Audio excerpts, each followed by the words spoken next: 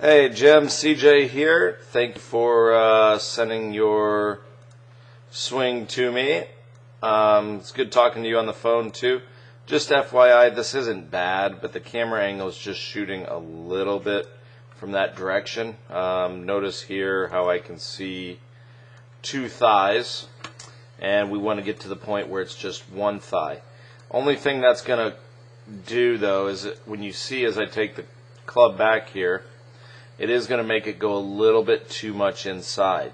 Now that, even though that camera, it's not that far off, the club's probably just a little bit inside. As you go back here, I think the length is great.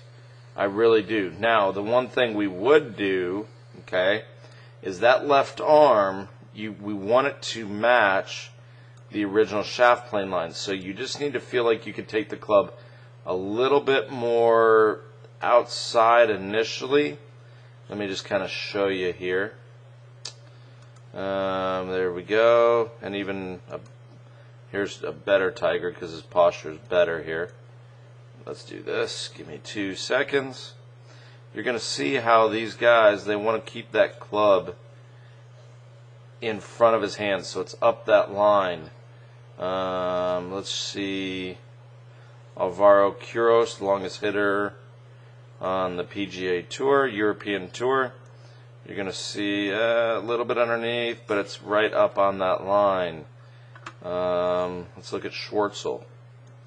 And that line is really just that's a little bit outside, but again, now I'm seeing the back of his thigh, so the camera angle is just a little bit off, but he's not that far outside, but that's kind of what you are looking for. Let's look at Boo Weekly. And let's just see how these guys typically keep that club right in front of their hands.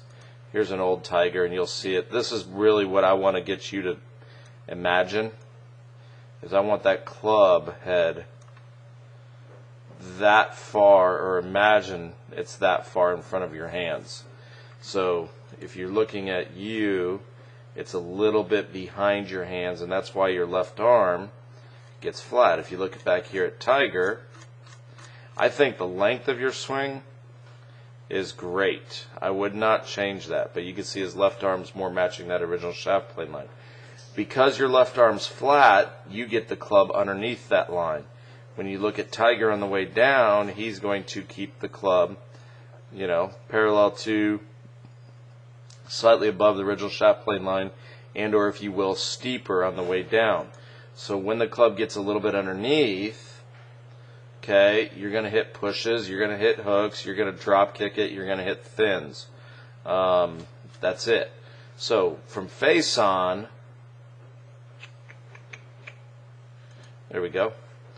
The main thing I want is, we're just going to look at Tigger here. Okay, and I want you just to watch his left knee as he goes back and he comes through. Notice how his left knee is solid. So in my signature series, I talk about the triple stack position. That is that right there. That's left hip, left knee, left ankle, all into alignment. You're seeing how that left knee sort of straightens. Okay? With you get sort of saggy knees, and what that happens is you don't really get back to the position of where we need you. There we go. You don't really get back to it, and you're just kind of hung back a little bit on your right side. You can see your left knee. You can kind of see the little bit of the difference here in this body position at impact. The main difference is it just looks like he gets a little bit more left on it, and that's why if you look at that left knee,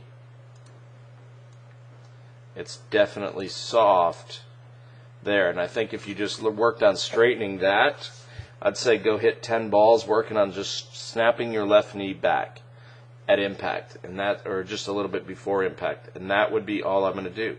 That's going to get you on top of it, which will actually steepen the club a little bit.